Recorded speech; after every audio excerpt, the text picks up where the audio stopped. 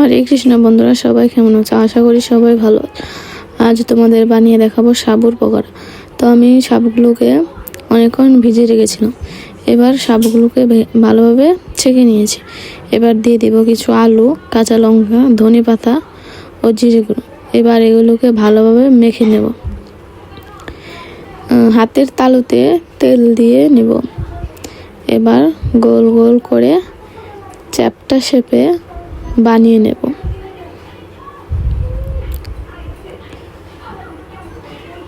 এবার গরম তেলে একটা একটা করে ছেড়ে দিব।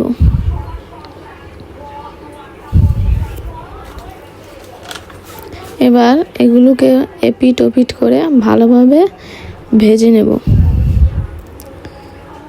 ভেজে নিলেই তৈরি হয়ে গেল সাবুর পকোড়া।